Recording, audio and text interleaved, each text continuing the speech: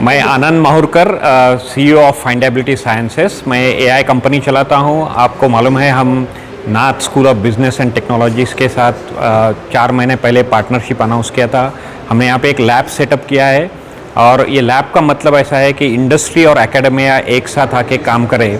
और अभी मुझे बहुत खुशी होती है बोलने की कि कमल नयन बजाज हॉस्पिटल के साथ हम Nath school of business and technology and findability sciences हम दोनों साथ में काम करेंगे उनके साथ। और हम आर्टिफिशियल इंटेलिजेंस हॉस्पिटल में लाएंगे। उसके वजह से डॉक्टर्स, पेशेंट्स और पेशेंट्स के फैमिलीज़ को सबको इसका फ़ायदा हो जाएगा।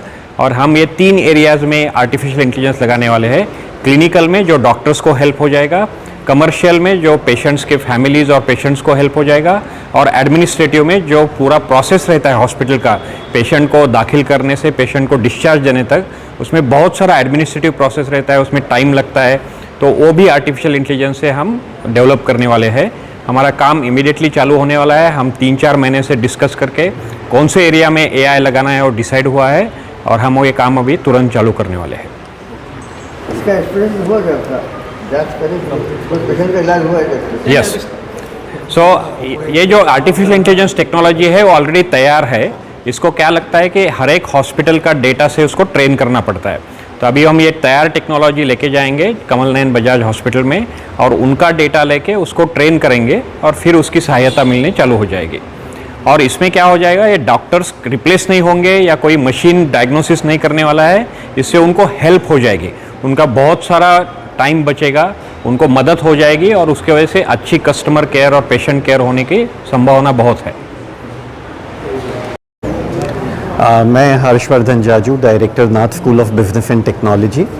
और ये जो एक MOU आज हुआ है findability science, Kamal Nayan Bajaj hospital और Nath school of business and technology का बहुत अच्छा उदाहरण है ये कि इंडस्ट्री और एकेडमी कैसे अर्ली स्टेजेस में साथ में आके रिसर्च का काम, स्टूडेंट डेवलपमेंट का काम, स्टूडेंट्स को latest technological edge, latest industrial technology में कैसे ट्रेनिंग हो सकती है, कैसे उनकी डेवलपमेंट हो सकती है, और साथ ही में ना ही टेक्नोलॉजी पर इंडस्ट्री के साथ उनको मिल बांट के जो एक्सपोजर होगा, I think that is a very keen aspect of this MOU।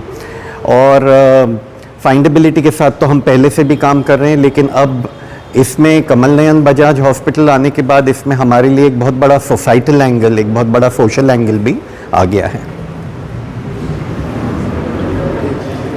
आज के ज़माने में अगर प्रगति करनी हो तो ये युग जो है सहयोग और समन्वय का युग है। और ये बहुत अच्छी बात है कि इतनी अच्छी जो संस्थाएं औरंगाबाद में हैं, फाइंडेबिलिटी साइंसेस तो बोस्टन बेस्ड हैं, Kamal Nayan Bajaj hospital, Nath school of business and technology, ये तीनों मिलकर के साथ में काम करेंगे कि पेशेंट के लिए क्या किया जा सकता है, उसकी सुविधा के लिए क्या किया जा सकता है। ये बहुत बड़ी बात है, और इसी तरीके के समन्वय से, सहयोग से समाज आगे बढ़ता है, देश आगे बढ़ता है। It has to be a real partnership between all stakeholders, और ये उसका बहुत बड़ा एग्जाम्पल है। और मुझे इस बात की खुशी है कि 2 ऐसी संस्थाएं जिनके जन्म से मैं जुड़ा हुआ हूँ, कमल नयन बजाज हॉस्पिटल और Nath school of business and technology, ये साथ ही मिल करके they are finding something in findability which can become very meaningful to the society. Thank you. इलाज महंगा होगा या सस्ता होगा? सबका होगा, क्योंकि महंगा होगा या सस्ता? इलाज महंगा और सस्ते होने का सवाल नहीं, इलाज अच्छा होगा। इलाज अच्छा होगा। इलाज में जो सबसे बड़ी बात होती है बीमारी को समझने की, और उसके लिए जो तरीका अपनाना है उसको दुरुस्त करने का, इस सब में डॉक्टरों की बहुत अच्छी मदद होगी। आपका नाम? मेरा नाम है Nand Kishore Kagliwal. Doctor George Fernandes, chief executive officer Kamal Nayan Bajaj hospital से बोल रहा हूँ। आज हमने MOU साइन किया है ताकि हम लोग AI का इस्तेमाल कर सकते हैं पेशेंट के लिए, पेशेंट के बेनिफिट के लिए, ताकि हमारे जो भी ट्रीटमेंट है हम ये देखें कि उनको बेस्ट ट्रीटमेंट मिले। और वही नहीं, हम प्रिडिक्ट भी कर सकते हैं कि क्या बीमारियां हो सकती हैं और उसका इलाज हम पहले कर सकते हैं। तो इस तरह पेशेंट को बहुत फ़ायदा होने वाला है, और इसके लिए हमने नाथ बिजनेस स्कूल एंड फाइंडेबिलिटी सॉल्यूशंस के साथ टाइप किया हुआ है। कुछ गवर्नमेंट की स्कीम वगैरह के बारे में बताइए हॉस्पिटल में, गवर्नमेंट की स्कीम वगैरह के बारे में। गवर्नमेंट की स्कीम तो हैं हमारे पास, सारे गवर्नमेंट के स्कीम्स हैं। तो इसके लिए गरीब पेशेंट के लिए गवर्नमेंट स्कीम ही नहीं, बजाज का भी स्कीम है जो हम यूज़ करते हैं। AI पे कितना भरोसा किया जाता है? AI पे कितना भरोसा किया जा सकता है? जो हम जैसे रिसर्च कर रहे हैं इसके ऊपर, तो हम लोग काफ़ी भरोसा कर सकते हैं। We are looking at around 97.3% predictability, and ये बहुत ही अहम होगा, क्योंकि बाकी जो भी ट्रीटमेंट होगा पेशेंट का इसी के भरोसे होगा। ये असिस्ट करेगा, डॉक्टर से असिस्ट करने वाला एसेस करेगा। बस, इसके अलावा नहीं। ये बहुत बड़ी बात है, बहुत बड़ी बात है। ओके, सो मैं आनंद माहुरकर फाइंडेबिलिटी साइंसेज से आपका सबका धन्यवाद करता हूँ। हम कमल नयन बजाज के साथ एंड नाथ वैली स्कूल के साथ आज MOU साइन किया है। ये MOU के साथ हम हॉस्पिटल में आर्टिफिशियल इंटेलिजेंस कैसा यूज़ कर सकते हैं, और आर्टिफिशियल इंटेलिजेंस से पेशेंट्स, डॉक्टर्स, पेशेंट्स के फैमिलीज़, ये सबको बहुत सारा फ़ायदा होने वाला है। और कमल नयन बजाज हॉस्पिटल का जो डोमेन नॉलेज है, जो सर्विसेज वो प्रोवाइड करते हैं, वो इतने बढ़िया है मराठवाड़ा में कि उसका उपयोग आर्टिफिशियल इंटेलिजेंस को ट्रेन करने से, और नाथ वैली स्कूल और फाइंडेबिलिटी साइंसेस मिलके हम वो पूरा आर्टिफिशियल इंटेलिजेंस वहाँ पे बता के फिर वैसे हेल्थ केयर के लिए सॉल्यूशंस बनाने का ये मेमोरेंडम ऑफ अंडरस्टैंडिंग है। क्या नहीं सर टेक्नोलॉजी आई है? सो इसमें 3 जगह के टेक्नोलॉजी यूज़ कर जाएंगे। पहली एक प्रेडिक्टिव AI बोलते हैं उसको। सो हम डिसीजेस प्रेडिक्ट कर सकते हैं, हम पेशेंट को क्या ट्रीटमेंट देना है वो प्रेडिक्ट कर सकते हैं। दूसरा है इंटरप्रेटिव AI, जो भी डायग्नोसिस रहेगा पेशेंट का, वो पेशेंट का डायग्नोसिस इंटरप्रेटिव AI यूज़ करके उससे बहुत सारी डॉक्टर्स को हेल्प हो जाती है।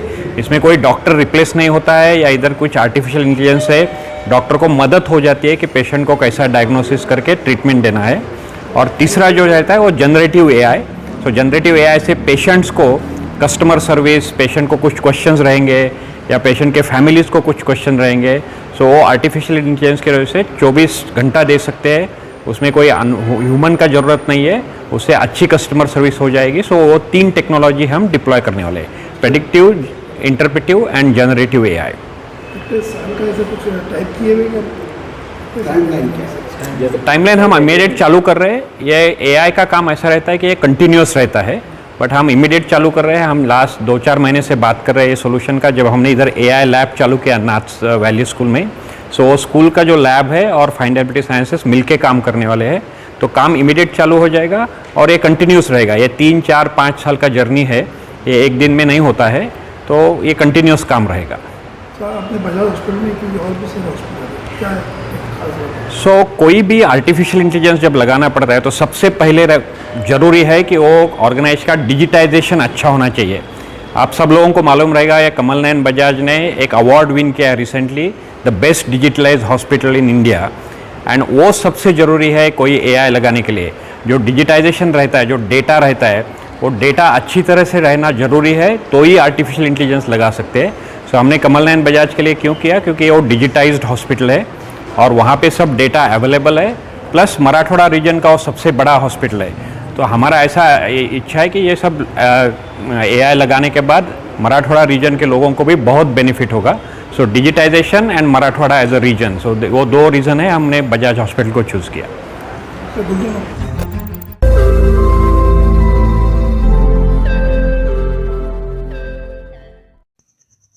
रोज नई खबरों को देखने के लिए हमारे औरंगाबाद समाचार चैनल को सब्सक्राइब कीजिए और नोटिफिकेशन पाने के लिए हमारे बेल आइकन को दबाइए, ताकि हर खबर की नोटिफिकेशन आपको मिलती रहे।